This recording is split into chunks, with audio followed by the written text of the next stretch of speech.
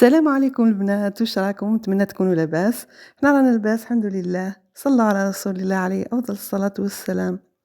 صحه سحوركم، صحه فطوركم. المهم الوقت اللي شفتوا فيه الفيديو. جيت ندير معكم روتين من روتيناتي في رمضان. كان عندي هنايا اون كونتيتي تاع فرماج وخفت لا يفسد لي. ايا قلت نجي ندير به، ندير كراتان وندير بيتزا. واللي بقى لي اذا بقى لوحو في الكونجيلاتور. شوفوا انا ما ننصحكمش تلوحوا الفرماج في الكونجيلاتور. شتي كي تجبديه خطره خلاف وديري به يولي لك شغل نيلو، شغل بلاستيك، شغل اللي تروح له هذاك اللي فيه تاع الفرماج خلاص. اذا كان هكا يتعلك والاخر ما يوليش.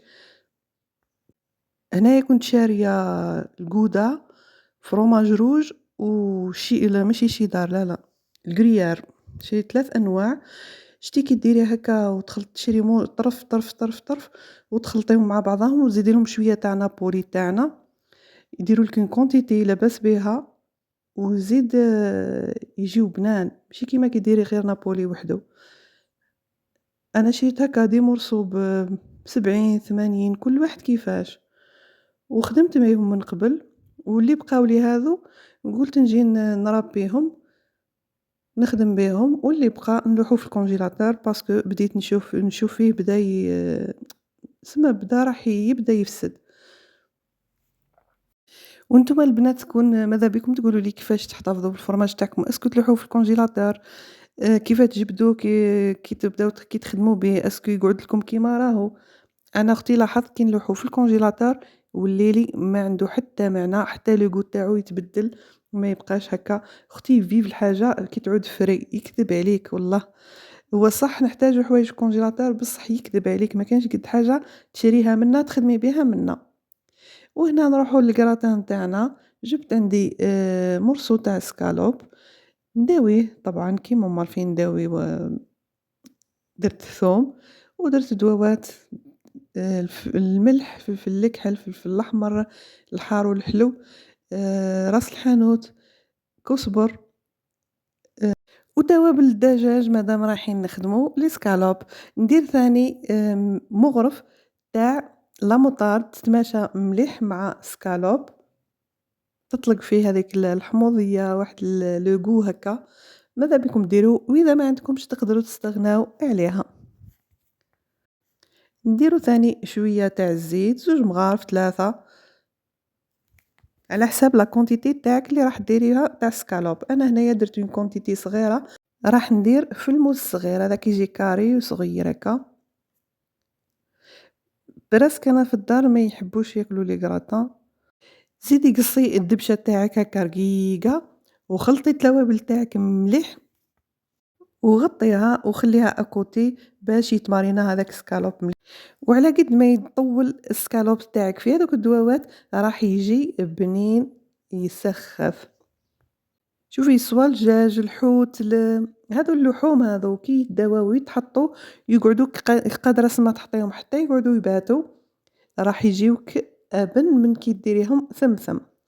ومن جهه نحطهم اكوتي ونروحوا نجيبوا البطاطا تاعنا نقصوها كاريات مش كيما مالفين نقصوها طويله، نقصوها كاريات ونملحوها ونحطوها تتقلى.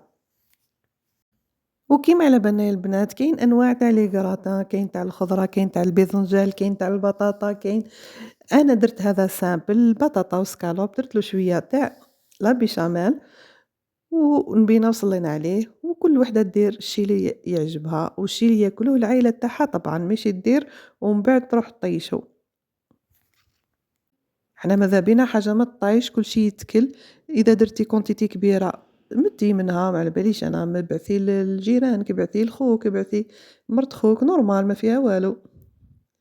وانا حطيت البطاطا تتقلى، حطيت الزيت تسخن ورحت بليت الكسره راح ندير معاه كسره تاع رخساس. شوفوا هنا انا الدقيق ما نكيلش، شتي بالممارسه راح تولي تعرفي الكيل تاعك تعرفي واش ديري. درت دقيق، درت الملح. وشوفوا في الاخير جاتني واحد الرخصاص واش نقول لكم جات كيما الكاطو. درت مغرف تاع خميره ومشي مغرف كبيره، مغرف نص تاع مغرف الكبيره. ودرت شويه تاع سكر، درت السينوج وهنايا وسخن لي الزيت، جبت حطيت البطاطا تتقلى. ولا كنلاحظوا هنايا البنات هذه الكوشة القديمة خرجتها للحوش راني قاعدة نطيب فيها، شتو كي نعود نقلي الحوايج هاذو تاع اليدام تاع الآخر نجيبهم لهنا للحوش باش ما تخمجليش الكوزينة. خي قلت لكم مؤخرا خدمنا الكوزينة ووجدت لي في أول يوم تاع رمضان، بغيت ندير لكم فيديو بصح قلت خليه منا هكا باسكو على بالي بلي واحد ما هو قاعد وكامل رانا مشغولين غير بالطياب، ربي يقدرنا وربي يقبل علينا. كيما على بالنا يا البنات هذا الشي كامل رانا نؤجروا عليه، سما ما نضلوش نقولوا رانا تعبنا ورانا هاك ورانا هاك، ديما نقولوا الحمد لله ربي يخلينا صحتنا ونقدروا ناكلوا ونوكلوا. ما كانش كيما الاطعام البنات. هنايا رحت ضفت الزيت. شوفي الزيت كسرة الخساس لازم تتبسس، وشو ما تبسيهاش هذاك التبساس اللي راح تولي لك شغل مقرود ولا قاطو ولا بسيها عينك ميزانك وتجيك. شوفي تجيك في الأخير تجيك تقرمش. كسرة الخساس باش تجيك مليحة لازم لك تبسيها مليح وما تبليهاش مليح، إذا بليتيها راح تولي لك كسرة بشوية تجيك هكا طرية، ما تجيش حاكمة روحها ويابسة وتقرمش كيما تحبيها نتيا. الماء يا البنات لازم يكون دافي مادام فيها الخميرة. وشوفي كيف راني نحط في الماء بشوية ونعاود نزيد، نحط بشوي ونعاود نزيد حتى نشوف الكسرة تاعي حكمت روحها، ما نكبش الماء ثمثم ومن بعد نلقى روحي جريتها. وانتي الدقيق تاعك راهو في يدك، شوفي كل ما تشوفيه هكا مازال يخص الماء لوحي شوية، كل ما تشوفيه مازال يخص الماء لوحي شوية حتى تلقاي الكسرة تاعك هذيك الدقيق هذاك تاعك تماسك لثم حبسي باش ما تجيكش جارية ومن بعدها تحصلي فيها، ولا كان جاتك جارية رخصاصة ما تجيكش مليحة. وهنايا المكون السحري هذا المغرف تاع الخميرة تاع الكاطو لازم تضيفيها باش تجي الكسرة نتاعك خفيفة. دركا لميتها شوفي ماهيش جارية خلاص راهي قد نغطيها ونروح نكمل خدمتي. شوفي 10 دقايق ما تخليهاش تطول بزاف. هنا درت راح نغسل السلاطة حطيتها في الماء. المهم باش نقول لكم راني من حاجة لحاجة يد هنا ويد هنا ويد هنا كيما قلت لكم ربي يقدرنا. أنا ندخل الكوزينة بكري، شوفوا نصلي الظهر بعد وندخل للكوزينة باش ما نديرش لا بريسيون روحي ما نتعطلش عند المغرب نولي نجري نولي. وهنا قلينا البطاطا ونروحوا نكملوا نقليو السكالوب تاعنا. درت من الزيت هذاك تاع البطاطا كيما شفتوا، وهاي كي المقله الاسطوريه اخي قلت لكم مانيش راح نطيشها باسكو نحتاجها، ما نقدرش نستغنى عليها هذه المقله. المقله الاخرى اللي شريتها جديده درتها غير الفريت، درتها غير البطاطا، وهذه نقلي فيها كل شيء سكالوب الفلفل كل شيء. نرجع للكسرة نتاعنا نعجنوها والطاجين تاعي ديجا راهو قاعد يسخن. ديما نقول لكم الطاجين لازم يكون سخون على قد ما تقدروا باش كي تلوحي الكسرة تاعك ثم تحكم روحها في الطاجين. اذا كان الطاجين تاعك بارد الكسرة تاعك سورتو القرصة الاولى راح تروح لك هكاك. نعجنوها طبعا ونزيدو نديرو لها شوية مغرف تاع الزبدة. المغرف تاع الزبدة هذيك ثاني راح تزيد تعاون الكسرة في التبساس وكملي اعجني. دخلي مليح هذه الزبدة في الكسرة فوالا كيما راني ندير. البنات انا مانيش نعت لكم نعت الناس البنات اللي ما يعرفوش، البنات اللي جايين منا وهكا على بالي باللي كامل ما كانش وحده جزائريه ماهيش فحله وماهيش قافزه وما تعرفش دير الكسره وشي هو نعتوا لبعضانا. انا ماذا بيا اي واحد ينعت لي ساعات ندخل اليوتيوب نشوف وصفات نتفرج نهز من عندهم دي فوا نهز التليفون تاعي وندخل الكوزينه ندير الوصفه هذه قدامي ونقعد نطبق فيها ما فيها والو رانا كامل نتعلموا بالكبيرة بالصغيرة باللي تعرف باللي ما تعرفش. وشوفوا الزبدة تاعي شوفي شغل العجينة المورقة شوفي كيف راني ندخل فيها في الكسرة هكا. هاد الزبدة هذه راح تخلي لك الكسرة تاعك ماهيش طرية تجيك تقرمش. ولا كان لاحظتوا يا البنات شوفوا راني نعجن في هذه ونقرص فيها، راني قرصتها بصح الأخرى خليتها كيما راهي، ما تقرصيهمش كامل، قرصي بالوحدة وخدمي. كي طيب لك الأولى زيدي روحي جيبي قرصي الثانية، هاكا باش ما تطلعلكش الكسرة وتولي لك شغل كسرة خميرة ماشي كسرة رخصاص. اطرحي الكسرة تاعك ما ديريها خشينة ما ديريها رقيقة. كاين بزاف اللي يشتيو الرخصاص رقيقة، أنا نشتيها هاكا نُص نُص، ماهي رقيقة ماهي خشينة، ودوك تشوفيها في الأخير كيفاش جات. وهنا كي راني نطيب في الكسرة ديجا حوايج تاع الكراطان راني وجدتهم، وجدت سكالوب، وجدت البطاطا حطيتهم أكوتي وقاعدة نطيب في الكسرة. كيما قلت لكم يا البنات باش ما ديريش لروحك لابريسيون العشية خلاص ومن بعد تولي تجري وتولي يروح عليك الحال، ادخلي بكري الكوزينة، ما تخليش روحك، اخدمي بالحاجة بالحاجة بالحاجة توصلي مع الوقت قد قد. أنا الحق اللي حدي الآن رانا اليوم 13 رمضان مازال ما راحش عليا الحال الحمد لله. أنا هكا يعني ملي كنت تسمى ميم في الفطار ندخل ندير الغدا تاعي ولا العشاء ندخل الجويه 4:30 5 ندخل ندير العشاء مالغري مازال الوقت، وهكاك وندخل ندير العشاء تاعي يكون واجد وين تعشينا، المهم ما نقعدش نجري ونتعشاو روطار جويه ل10 ولا ل11 ولا. شوفي لي الكسرة كيفاه جات تسخّف تقول قاطو، جربي أختي كيما قُلت لك وراح تنجحي فيها وتجيك روعة.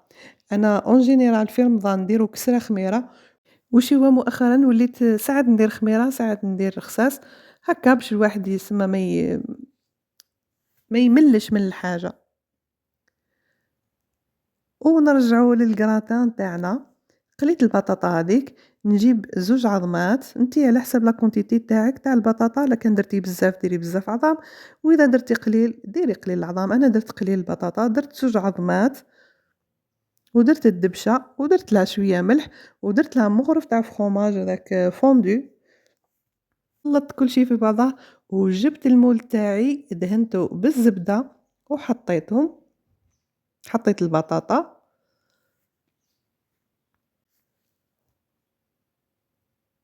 ومن بعد نزيدو نروحو نجيبو لي سكالوب تاعنا اللي كانوا تقلاو ثاني نحطوهم من فوق. وهنايا كنت خدمت لا بيشاميل، ولا بيشاميل كيما على بالكم نديرو 2 مغارف تاع زبدة، 2 مغارف فرينة، حمصيها مليح، لوحي الحليب بارد وقعدي تخلطي مليح باش ما تكعبرلكش، ومن بعد ديري الملح وفلفل الكحل وديري مغرف تاع فرماج. أنا هنايا ما صورتها لكمش باش ما تجينيش لا فيديو طويلة بزاف. وفضلا وليس أمرا البنات تعيشوا ديروا لي جيم كومنتار اشتراك في القناة باش تكبر شوية ونشاركوا مع بعضنا بزاف وصفات بزاف روتينات، فضلا وليس أمرا كما راني نقولكم. إذا راكم تستفادوا مني لاشتا شوية برك من فضلكم جام وكومنتار باش تطلع لا فيديو لأكبر عدد ممكن وما يحصرها ليش اليوتيوب. فضلا ديما نقول لكم ونعاودها لكم فضلا وليس امرا.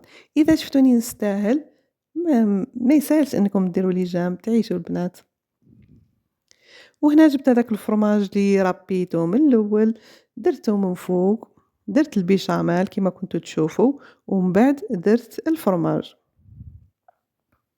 نروح نلوح الكراتان تاعي طيب في الكوشه ونجي ندير معاكم الوصفه تاع البيتزا ولا لا بيتس كيما نقولوا لها حنايا. لا بيتس هذه تجي شويه خشينه ما تجيش رقيقه كيما البيتزا. الطريقه هذه شوفي تقدري ديري بالعجينه هذه اللي راح نديرها. آه، واش نقول لك ديري بها لي سوفلي، ديري بها لا تورت، ديري بها البيتزا هذه اللي راني نهضر عليها. المهم ديري قداه مملحة من هاد العجينة وتجيك روعة ودوك تشوفيها كيفاه جات في الأخير. هنا جبت كاس تاع حليب دافي وكاس ونص، النص هذا درت فيه مغرف خميرة تاع الكسرة ومغرف سكر، وهنا لحت عظمة ونزيد نجيب خلطيها مليح ونجيب فنجال تاع الزيت، تخلطي المكونات تاعك مليح، وزيدي ضيفي هذاك الخميرة والسكر اللي حطيتيهم وحدهم، وقفلي بالبابي فيلم ولا إذا عندك كيروانة بالمقفال تاعها وحطيها في بلاصة دافية. أنا هنا رحت ديتها بحذا الفورنو كي عاد الكوزينة ما كنتش تسمى، ما كانتش سخونة باردة شوية، حطيتها قدام الفورنو باش تطلع شوي، خليها مدة 10 دقائق حتى ربع ساعة. وهنا نروحو نخدمو مع بعضنا المايونيز. واش نقولكم يا البنات، انا ندير مايونيز تسخف وما نشتيش نشري تاع برا، نشتي نخدمها هكا بيدي، تقعد لي 3 ايام 4 ايام المهم، وما فيهاش مواد حافظه، تسمى البيضه وهي تتمثم ما تخليهاش تطول عندك. شوفوا جبت عظمه وقاعده نفرغ الزيت بشويه، شتي بشويه كيما نقولك بالقطره بالقطره، ضيفي الزيت بشويه وما تحبسيش الميكسار، كل مره هكا ضيفي الزيت ضيفي الزيت حتى نشوفي العظام تاعك هذوك عقدوا مليح وحبسي.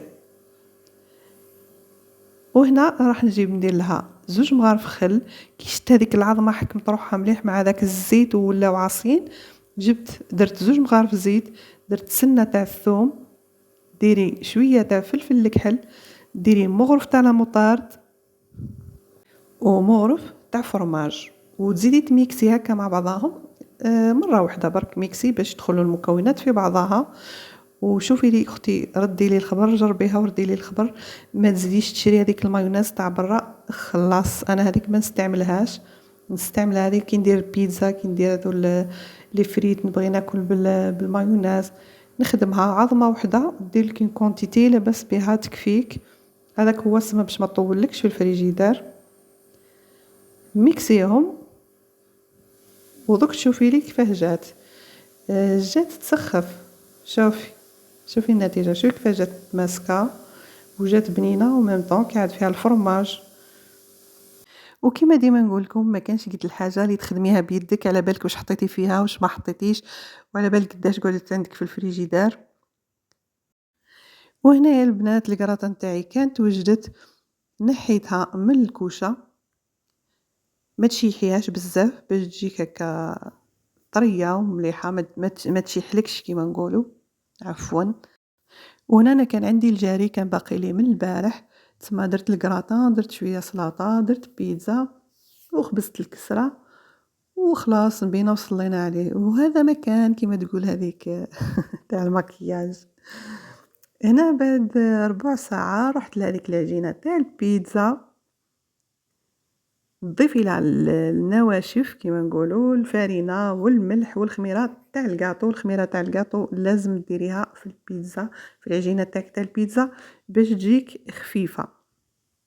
تضيفي الفرينه على حساب، كاينه فرينه تشرب فرينه ما تشربش، فرينه كي على بالك تيا كي العجينه تكون في يدك تعرفيها اسكو تزيدي لها ولا ما تزيدي لهاش.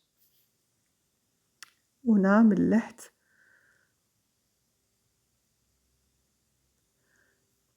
نستغنى دركا على المغرف ونروح نخدم بيدي باش نعرف لا تكستور تاع العجين في يدي كيفاش راهي.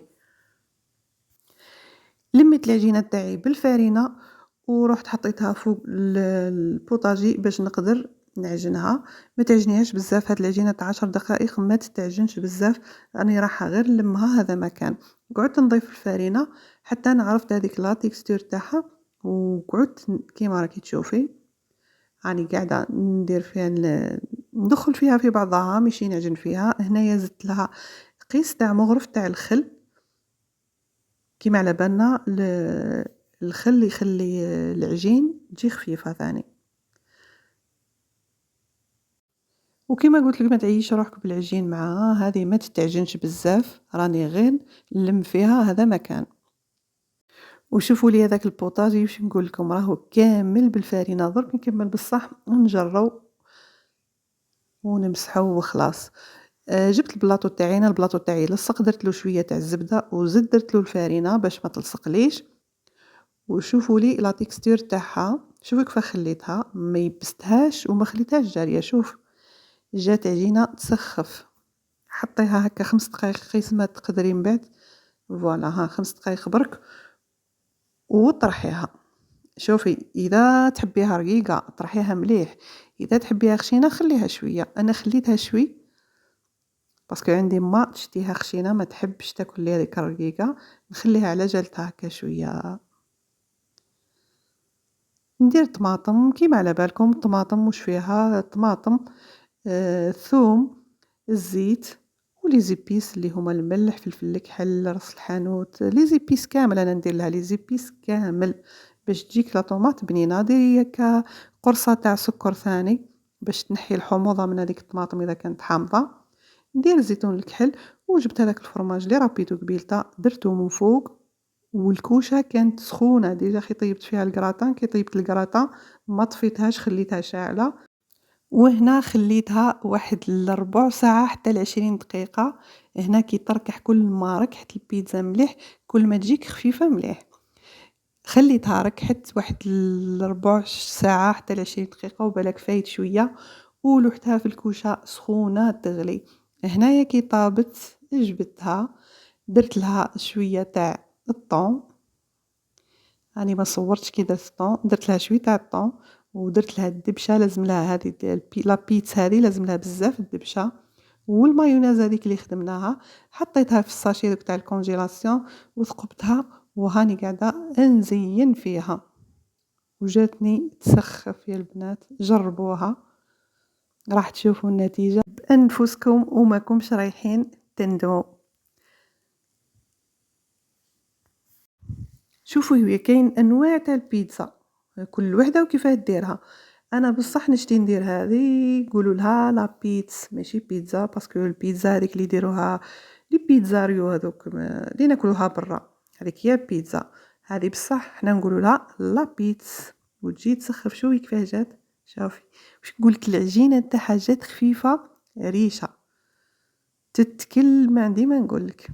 وهنا كانت وجدت الكراتان تاعنا، وجدت البيتزا، وجدت الكسرة، وراح نروح نسخن الجاري ونوجد الطابلة. وصحة فطوركم وصحة رمضانكم وربي يقبل علينا وعليكم. البنات جاموا كومونتير فضلا وليس أمرا. شوفوا لي الكسرة ثاني جات تسخف، جات تقول القاطو. جربوهم يا البنات. وهنا وجدت الفطور تاعي، وجدت الكراتان والبيتزا وجدت كل شيء. رحت جبت ندير الفلون، درت الفلون نوار هذاك العادي اللي نديروه كامل، هذاك هو معشوق الجماهير. حنا هذاك هو ما نبدلوه بحتى فلون واحد اخر. درت فلون شوكولا وكما قلت لكم راني يد هنا يد اليد، يد في الفلون، يد في السلطه، يد في البيتزا. المهم جيت مع الوقت قد وجدت الطابله، حطيت الفطور تاعي. هو يعني الضغط كامل راح يكون على المراه اللي تخدم، ربي يكون في عونها. هي اللي صح ما تقدرش تروح من الخدمه تعبانه عيانه تزيد تدخل ديريكت للكوزينه. وش هو يبقى التنظيم تاع الوقت هو اللي يخليك. كاين اللي قاعدين في الدار وراو عليهم الحال باسكو ما يدخلوش بكري الكوزينه، يدخلوا روطار ومن بعد يوليو يجريو. كما قلت لكم تصليو الظهر ادخلوا الكوزينه وهكا تخدموا الاز تخدموا بيان كلشي يجيكم مليح. سما ما ديروش الضغط لرواحكم وتوجدوا ومع الوقت قد